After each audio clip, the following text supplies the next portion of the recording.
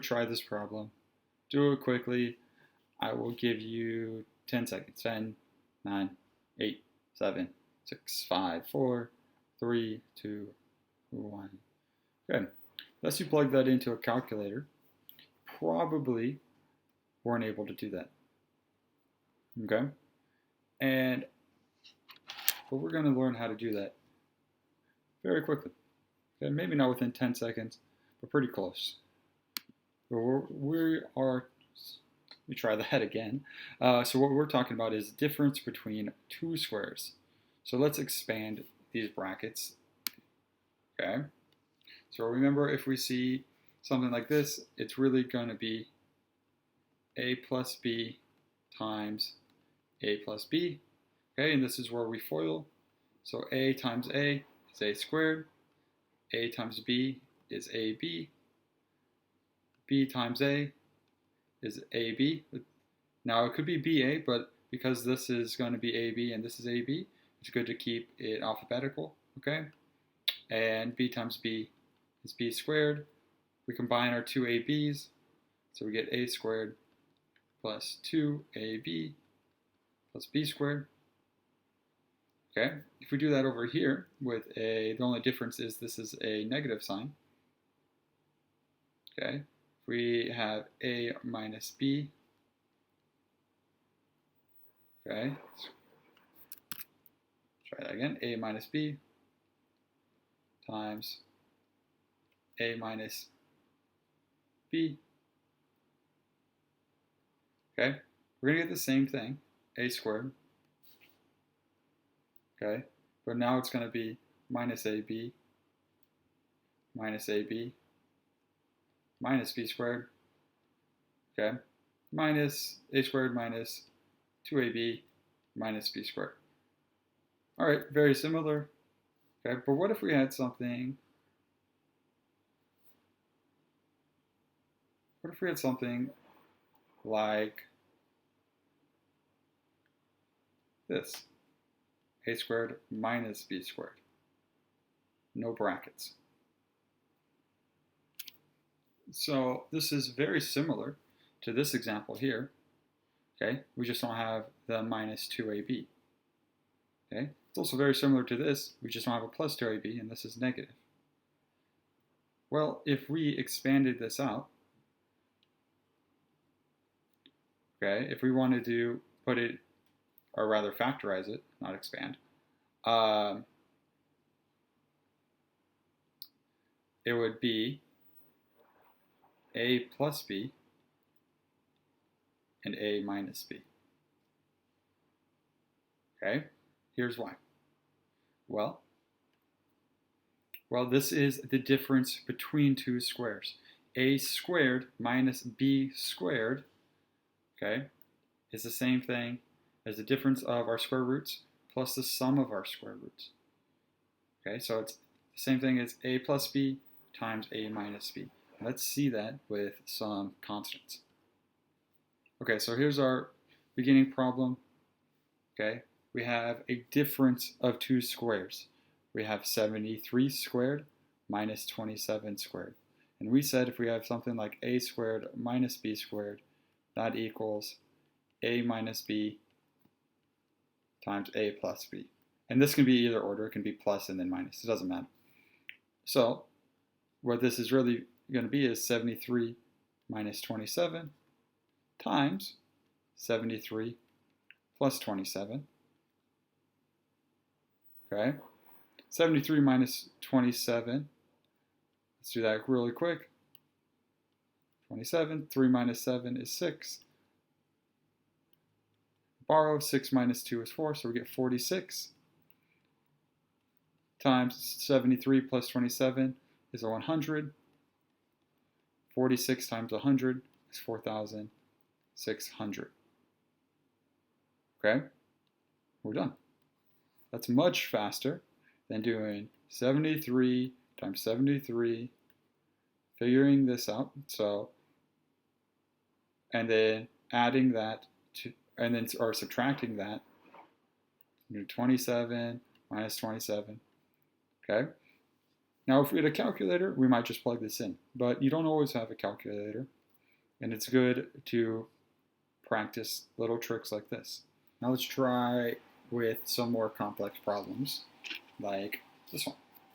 So we have an expression here that asks us to factorize 25p squared minus 4q squared r to the fourth. Okay, so our first thing we should always do is to see if we can take anything out in the beginning. 25 and 4, okay, I can't do anything there. I have a p squared, and then a q squared and an r squared. Can't do anything there.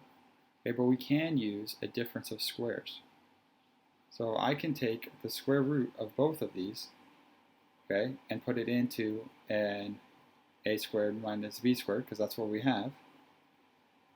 Okay, so square root of 25p squared is 5p. Okay, and I'm going to have 5p plus something, and I'm going to have 5p minus something.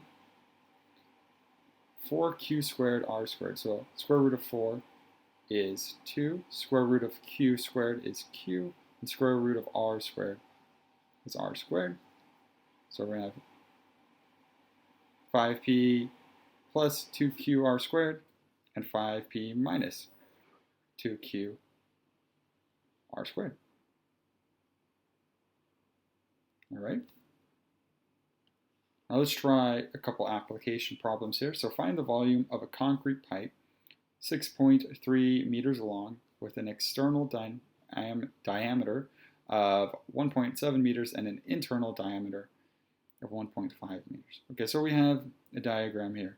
We said it's 6.3 meters long. So this is 6.3 meters. We have an external, so the outside from the middle of the pipe all the way to the outside is 1.7, and they've labeled that R, so we have R equals 1.7. And we have this small internal diameter, so the hollow part of a pipe, and they said that's 1.5 meters. And they're asking us to find the volume. Okay, so the volume of a cylinder, remember, is pi r squared h. Okay, so what we can do is we can find the volume of both of these and subtract from each other. So the volume of the big one, so if we wanted to find this, we could set it up as equation as pi r squared times, so we're going to set it up as pi big R squared times our height. We know what our height is, but let's put that in a second. Minus our small one, which is pi little r squared times our height. Okay, now if we look through here, we notice that, well, I have a pi and an h and a pi and an h. Well, I can, like we said before, we should always factorize first. So if I take those pi and h out, I'm left with my volume equals pi h, and these will cancel out. I'm just left with big R squared minus small r squared. Okay, from here, well, we can use our difference of squares. So pi h, that's still there in front, okay, times our big R is 1.7 plus 1.5 times 1.7 minus 1.5. Okay, so then we're going to have pi h times 3.2 times 0.2. Okay, and we know this is a good time. Well, let's multiply here, so we'll get pi h, pi times 6.3 times 3.2 times 0.2. And this becomes not too bad of a problem. what I would do is I would use a calculator from this point. Okay, so if we multiply all these up, we get 4.032 pi for our volume. And then if we used 3.14 for our volume, we would get approximately 12.7 meters cubed because we're talking about volume. And that's to 3 SF. Okay? That's one way we could have done that. Of course, we could have plugged it in from the beginning, but we're just looking at different ways to do things here. All right? Next example, find the length of the third side of a right-angled triangle ABC, where AC equals 13, AB equals 12. All right, we're trying to find this one here.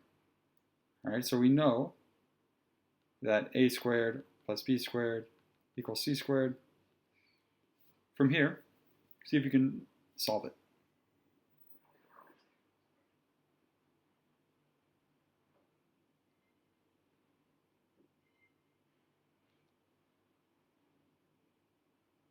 Okay, so we got two ways to solve it. We can solve the traditional way, and let's call this side A, this side C, and this side B.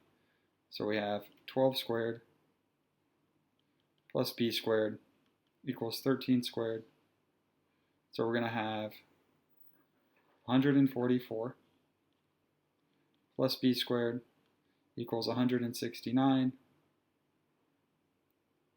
minus 144. We get B squared equals 25, so B equals 5. Okay, that's the traditional way to do it. However, we could use a difference of squares. We know using this that B squared, if I subtract this A, is going to equal C squared minus A squared. This is the same formula, just different written. So B squared equals 13 squared minus 12 squared, which is still what we had over here. So B squared equals 13 plus 12 and 13 minus 12. So B squared, 13 plus 12 is 25. 13 minus 12 is 1. So 25 times 1. So B squared equals 25. B equals 5. Essentially, we're doing the same thing. Something like this is much more helpful when we don't know what the square roots are off the top of our heads. Okay?